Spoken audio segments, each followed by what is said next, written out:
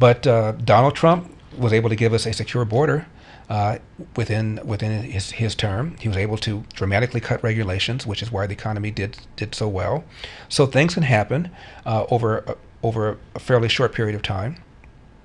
And that's why I also think that his choice of VP will be one of the more consequential decisions he'll make. Who do you think it will be? I have no idea. I really don't. I can tell you who it won't be. It won't be Mike Pence.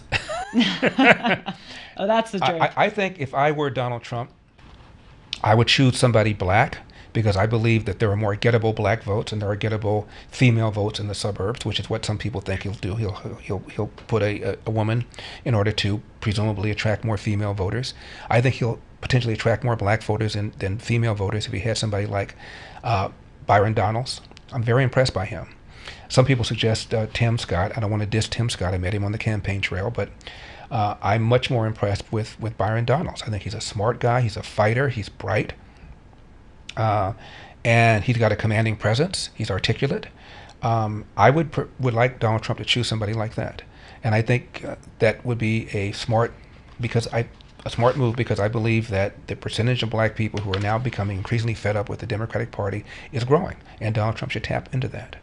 What about Vivek Ramaswamy or Tulsi Gabbard? What are your thoughts on those Tulsi two? Gabbard, I just talked with her recently. She's still an independent. She's not really a conservative Republican, in my opinion.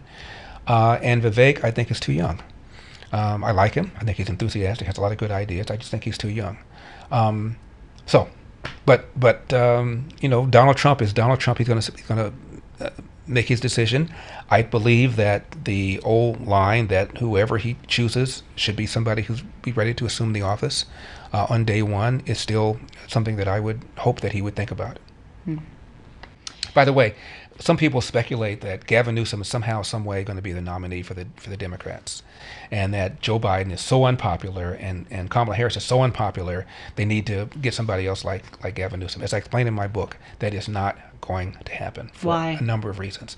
First part, the reason Democrats moved up the primary from New Hampshire to South Carolina is because 60% of the Democrat voters in the primary are black. Most of those are black female.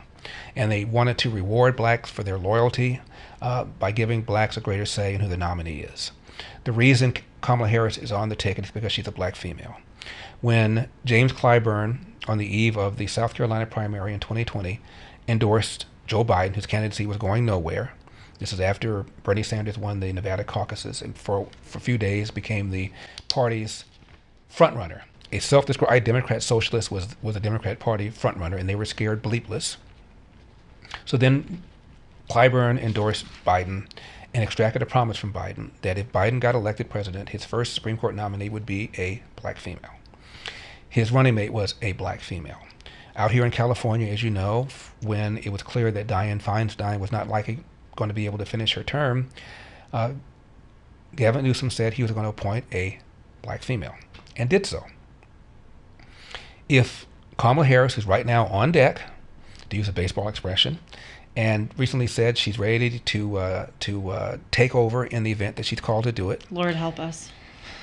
If she is drop-kicked for some white dude like Gavin Newsom or Mayor Pete, black voters, particularly female voters, will be livid. What about Michelle Obama? Not so livid that they won't vote. That they'll vote Republican, but so livid they won't vote at all. The only way you swap out a Kamala Harris is if it's a Michelle Obama or Oprah Winfrey, neither of whom wants a job, and if Kamala Harris is willing to go. What makes you think she's willing to go? She has an ego. She ran for president. She dropped out for the first primary, but she ran for president, and she's never lost an election. She ran for DA in San Francisco. She won.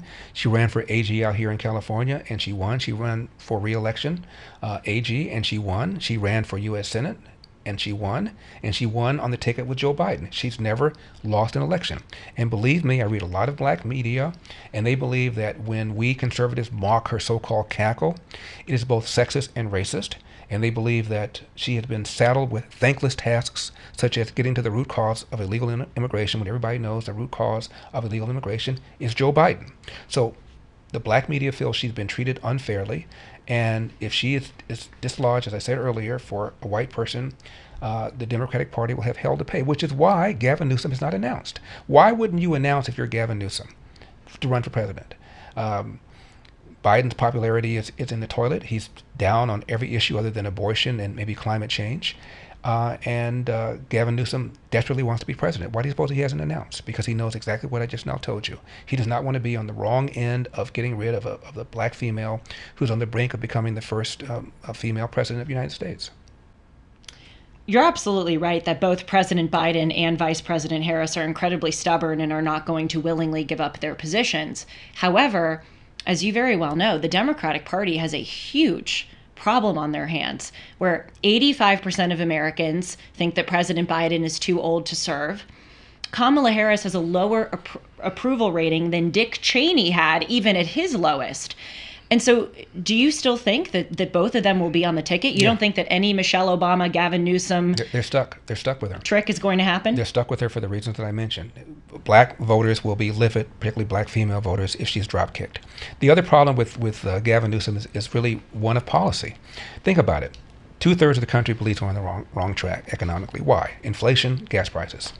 Gavin Newsom is a more extremist on climate change than even Joe Biden. As you know, here in the state, he is ban the sale of gas-powered cars by 2035.